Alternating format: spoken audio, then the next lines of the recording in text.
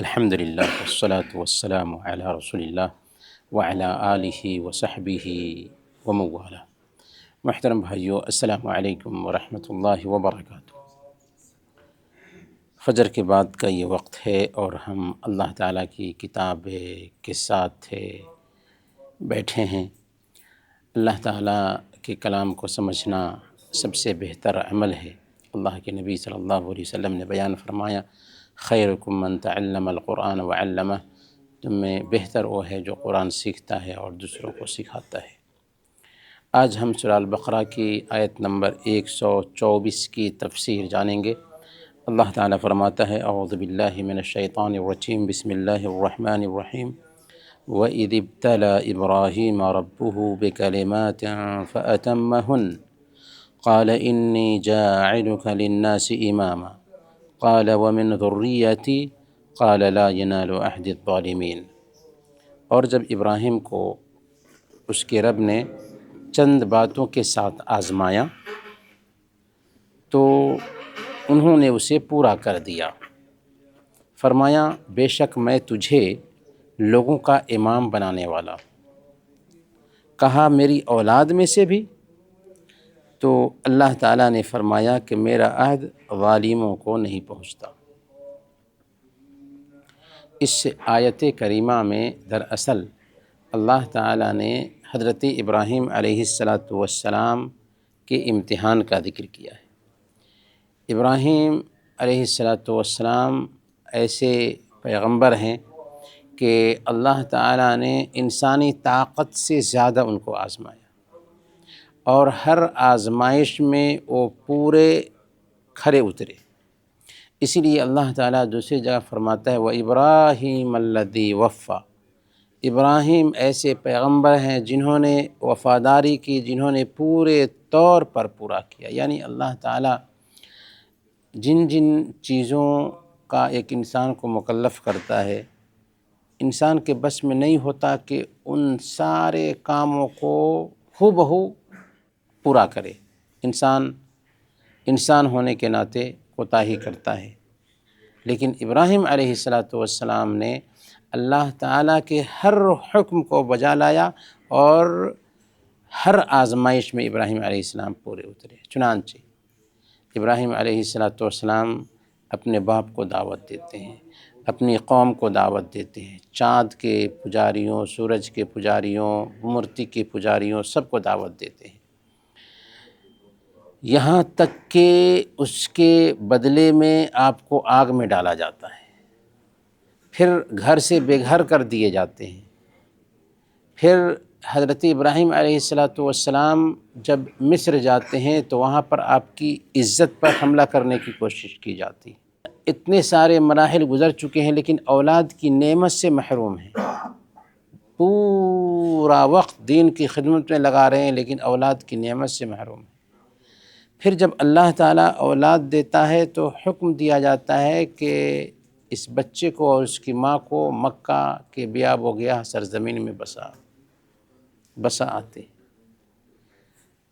پھر حکم دیا جاتا ہے کہ اس بچے کو اللہ کے راستے میں قربان کر دو۔ قربان کرنے کے لیے تیار ہو جاتا ہے۔ اسی طریقے سے دوسرے جو زندگی کے احکام ہیں ان میں بھی پورے اترتے ہیں۔ حضرت ابراہیم علیہ السلام کو اللہ تعالیٰ 80 سال کی عمر میں ختنہ کرنے کا حکم دیتا ہے۔ 80 سال کی عمر میں ختنہ کرتے ہیں۔ تو جتنے بھی اللہ رب العالمین کی طرف سے احکامات تھے ابراہیم علیہ السلام کے لیے، جو بھی آزمائش تھی ابراہیم علیہ السلام کی، ان ساری آزمائشوں میں ابراہیم علیہ السلام پورے اترے۔ اس کے بعد اللہ تعالیٰ نے کہا، انی جاعلک للناس اماما۔ اب جب کہ ابراہیم علیہ السلام ساری آزمائش میں پورے اترتے ہیں تو اللہ فرماتا ہے کہ آپ کو ہم انسانوں کا امام بناتے ہیں۔ اس سے یہ بات سمجھ میں آتی ہے کہ امامت کے لیے قربانی کی ضرورت ہوتی، بغیر قربانی کے امامت نہیں ملتی، بغیر محنت کے تاجداری نہیں ملتی۔ دنیا میں بھی ایک انسان اگر اونچائی چاہتا ہو، بلندی چاہتا ہو، تو اس کو محنت کرنا ہوتی ہے، قربانی دینا ہوتی ہے۔ اللہ تعالیٰ نے حضرت ابراہیم علیہ السلام کو مقام دینے کے لیے پہلے آزمایا۔ تو یہاں پر یہ سبق ملتا ہے کہ زندگی میں جب تک کہ آزمائش نہ ہو تب تک کہ اونچائی نہیں ملے گی۔ زندگی میں جب تک کہ پرکھ نہ ہو، جب تک کہ ہمیں آزمایا نہ جائے، جب تک کہ اونچائی نہیں ملتی ہے۔ حضرت ابراہیم علیہ السلام کو جب اللہ تعالیٰ نے آزما لیا پورے طور پر، تو اس کے بعد کہا کہ میں آپ کو انسانوں کا امام بناتا ہوں۔ چنانچہ آج بھی ہم دیکھتے ہیں کہ ابراہیم علیہ السلام کی طرف بہت سارے مذاہب ہیں جو اصل میں اللہ رب العالمین کا دین نہیں، انسانوں کے بنائے ہوئے دین ہیں، اس کے باوجود بھی ابراہیم علیہ السلام کی طرف وہ نسبت رکھتے ہیں۔ حضرت ابراہیم علیہ السلام کی طرف عیسائی بھی نسبت رکھتے ہیں، ابراہیم علیہ السلام کی طرف یہودی بھی نسبت رکھتے ہیں، حالانکہ عیسائیوں کا دھرم باطل ہے، یہودیوں کا دھرم باطل ہے۔ اگر کوئی دھرم اللہ تعالیٰ قبول کرے گا قیامت کے دن، تو پیارے نبی صلی اللہ علیہ وسلم کے آنے کے بعد شریعت محمدی ہی اللہ تعالیٰ قبول فرمائے گا۔ حضرت ابراہیم علیہ السلام نے کہا وَمِن ذُرِّيَّتِي، اے اللہ اس امامت کو میری ذریت میں لاگو کر دے۔ ابراہیم علیہ السلام نے یہ کہا کہ وَمِن ذُرِّيَّتِي، میری ذریت میں سے کچھ لوگوں کو یہ امامت عطا فرما۔ چنانچہ اللہ تعالیٰ نے یہ دعا قبول کی۔ اللہ نے دوسری جگہ فرمایا وَجَعَلْنَا مِن ذُرِّيَّتِهِ النُّبُوَّةَ وَالْكِتَابَ، میں نے ابراہیم علیہ السلام کے بعد نبوت کا سلسلہ ابراہیم علیہ السلام کے خاندان ہی میں جاری رکھا۔ لیکن اللہ تعالیٰ نے یہ بات بھی کہی قَالَ لَا يَنَالُ عَهْدِ الظَّالِمِينَ، جو نیک لوگ ہوں گے انہی کو امامت ملے گی، لیکن جو ظالم ہیں ان کو امامت نہیں ملے گی۔ تو اس سے دراصل پیرزادگی کی جڑ کاٹ دی، اس سے دراصل صاحبزادگی کی جڑ کاٹ دی کہ میں فلاں کا بیٹا ہوں اس لیے میں افضل، فلاں پیر سے ہمارا تعلق ہے اس لیے ہم افضل۔ نہیں، اسلام میں پیری مریدی کے لیے کوئی جگہ نہیں۔ من بطأ به عمله لم یسرع به نسبه، صحیح مسلم کی روایت ہے کہ جس کا عمل اس کو پیچھے کر دے اس کا خاندان اس کو آگے نہیں کر سکتا۔ تو یہ معیار ہے اسلام میں، ایسا نہیں ہے دوسری قوموں کے جیسے کہ فلاں پنڈت ہے تو اس کا بیٹا بھی پنڈت رہے گا، فلاں پادری ہے تو اس کا بیٹا بھی پادری رہے گا۔ نہیں، اسلام میں اس کے لیے کوئی گنجائش نہیں ہے۔ جنہوں نے امامت کا سلسلہ جاری کیا اور اس کو دین کا حصہ سمجھا، وہ دین کا حصہ نہیں ہے۔ اسلام میں دراصل دین یہ ہے کہ ہم جو عمل کرتے ہیں اسی بنیاد پر ہمیں اچھائی یا برائی کا تمغہ ملتا ہے۔ اللہ کے نبی صلی اللہ علیہ وسلم نے اسی لیے فرمایا کہ جس کا عمل اس کو پیچھے کر دے اس کا خاندان اس کو آگے نہیں کر سکتا۔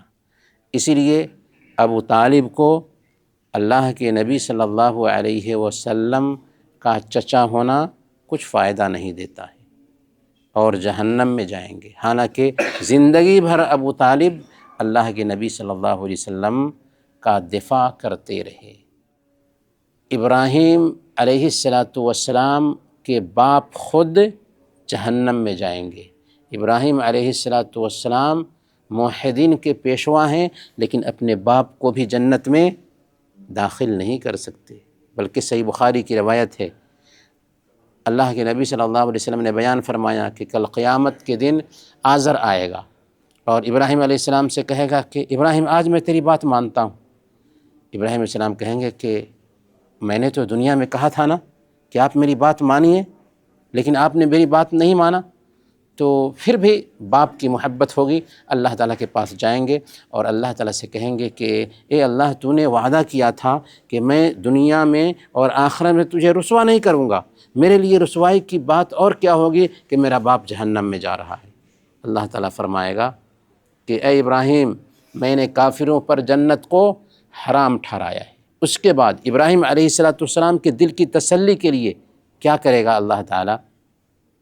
ان کے باپ کو بجو کی شکل دے دے گا، جانور بجو ہوتا ہے، بجو کی شکل دے دے گا، اور اس کے پیر کو فرشتے پکڑیں گے اور جہنم میں ڈال دیں گے۔ تو کہنے کا مطلب یہ ہے کہ اسلام میں پیرزادگی کے لیے کوئی جگہ نہیں ہے، اسلام میں ہم ہیں اور ہمارا عمل ہے۔ فلاں اگر پیر ہے تو اس کا بیٹا بھی پیر بنے گا نہیں، فلاں اگر امام ہے تو اس کا بیٹا بھی امام بنے گا نہیں، بلکہ اگر اس کے اندر قابلیت ہے، اس کے اندر صلاحیت ہے، تب اس کا وہ حق رکھتا ہے۔ اسی لیے اللہ تعالیٰ نے فرمایا لا ینال عہد الظالمین، ظالموں کو میرا وعدہ نہیں پہنچتا۔